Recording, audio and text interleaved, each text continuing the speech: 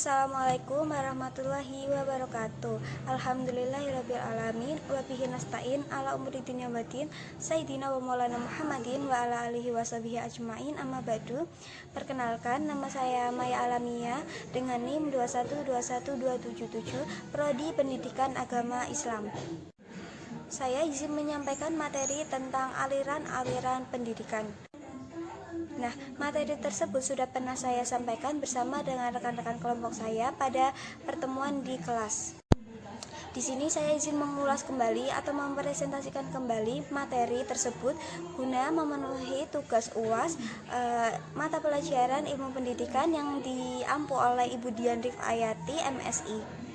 Di sini ada beberapa pokok pembahasan. Yang pertama adalah pengertian dari aliran-aliran pendidikan dan macam-macam aliran pendidikan. Kita lanjut ke materi yang pertama, yaitu pengertian dari aliran pendidikan tersebut. Kemudian ada pengertian dari aliran pendidikan. Aliran pendidikan adalah pemikiran yang membawakan pendidikan. Teori digunakan oleh para pendidik untuk menunjukkan hipotesis-hipotesis tertentu dalam rangka membuktikan kebenaran melalui eksperimentasi dan observasi, serta berfungsi menjelaskan pokok pembahasannya. Nah, jadi aliran pendidikan itu sendiri adalah pemikiran-pemikiran yang membawakan pembaharuan bagi dunia pendidikan. Nah, aliran pendidikan itu sendiri juga berguna untuk para guru untuk menambah wawasan atau pengetahuan. Nah, hal tersebut juga sangat berperan penting bagi tenaga pendidik supaya bisa memberikan kontribusinya dalam dinamika pendidikan di masyarakat. Nah, kemudian kita akan membahas macam-macam teori atau aliran pendidikan. Ada 6 macam-macam aliran pendidikan. Yang pertama adalah aliran empirisme, yang kedua adalah aliran nativisme, yang ketiga adalah naturalisme, yang keempat adalah konvergensi, yang kelima adalah aliran progresivisme, dan yang terakhir adalah aliran konstruksivisme. Kita akan membahas satu persatu dari keenam aliran tersebut. Yang pertama adalah aliran empirisme. Aliran empirisme itu adalah aliran yang menyatakan bahwa perkembangan anak tergantung pada lingkungan, sedangkan pembawaan yang dibawanya semenjak lahir itu tidak dipentingkan.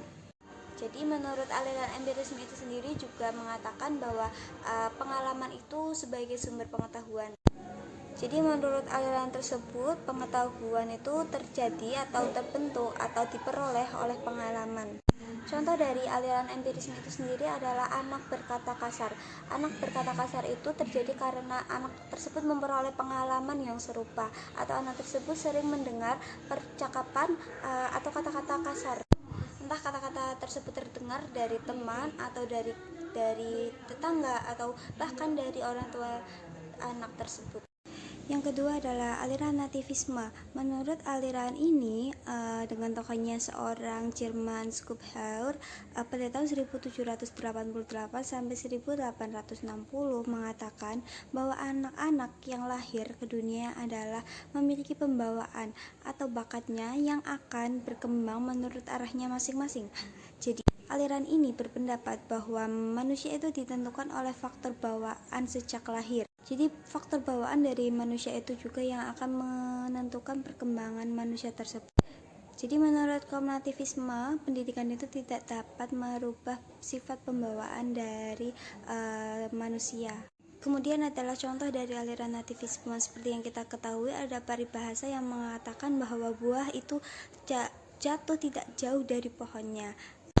Seperti sifat dari anak itu tidak akan jauh berbeda dengan sifat orang tuanya, atau bakat dari anak tersebut juga biasanya mewarisi bakat yang dimiliki oleh orang tuanya. Nah, pasti juga ada anak yang mirip banget dengan orang tuanya, baik fisik ataupun bakatnya ya. Nah, jadi itu adalah sifat pembawaan dari manusia. Yang ketiga adalah aliran naturalisme. Rawuseus berpendapat setiap anak yang baru dilahirkan pada hakikatnya memiliki pembawaan yang baik. Namun pembawaan yang baik terdapat pada setiap anak itu akan berubah karena dipengaruhi oleh lingkungan. Jadi menurut aliran tersebut bahwa setiap manusia yang lahir ke dunia ini memiliki sifat bawaan itu yang baik. Tapi sifat bawaan yang baik itu akan berubah secara sendirinya karena pergaulan atau perilaku yang ada di lingkungannya. Nah, menurut aliran tersebut, kita sebagai manusia itu dilahirkan dalam keadaan yang suci atau baik. Nah, jadi diri kita sendiri yang dapat merubah mau nggak kita tetap baik atau kita mengikuti faktor lingkungan kita. Karena lingkungan di sekitar kita itu belum tentu lingkungan yang 100% baik. Kemudian aliran yang keempat yaitu aliran konvergensi. Pelopor aliran konvergensi yaitu William Stern pada tahun 1871 sampai 1939, seorang ahli ilmu Jawa berbangsa Jerman mengatakan bahwa seseorang lahir dengan pembawaan baik dan juga pembawaan buruk. Aliran konvergensi merupakan gabungan antara aliran empirisme dengan aliran nativisme. Aliran ini menggabungkan arti pembawaan dengan lingkungan sebagai faktor yang berpengaruh dalam perkembangan manusia. Teori konvergensi menyatakan bahwa pertumbuhan dan perkembangan manusia tergantung pada dua faktor.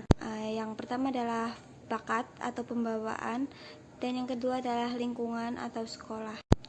Teori ini mengakui bahwa manusia lahir sudah membawa bakat atau potensi dasar yang dapat dikembangkan. Jadi menurut aliran ini, manusia itu lahir bukan hanya memiliki faktor pembawaan yang baik, tapi juga ada faktor bawaan yang buruk. Dan aliran ini juga menyatakan bahwa manusia itu sudah memiliki bakatnya sejak lahir.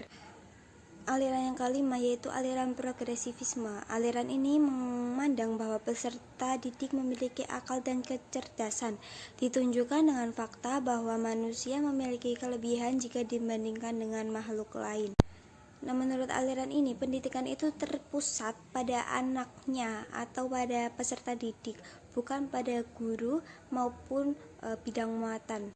Nah, contoh dari aliran progresivisme itu sendiri adalah kebebasan kita sebagai siswa atau murid dalam menentukan jurusan yang akan kita pilih.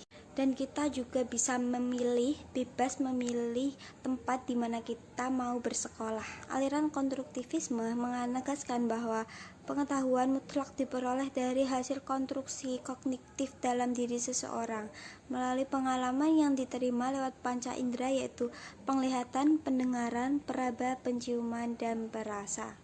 Nah, menurut aliran konstruktivisme ini menegaskan bahwa siswa itu harus aktif dalam mengembangkan pengetahuannya, dan siswa juga harus bertanggung jawab dengan hasil belajarnya.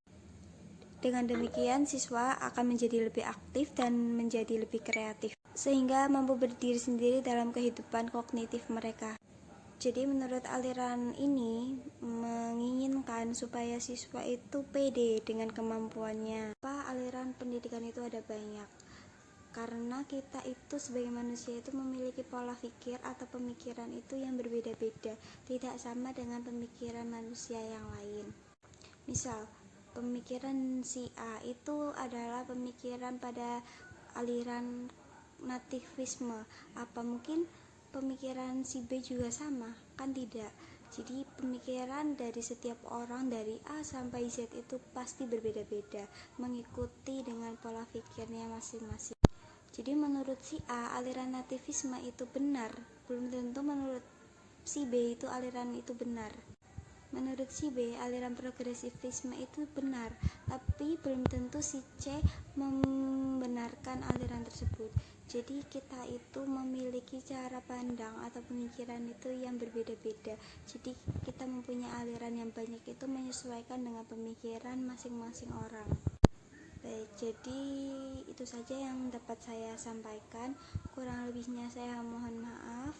Wassalamualaikum warahmatullahi wabarakatuh.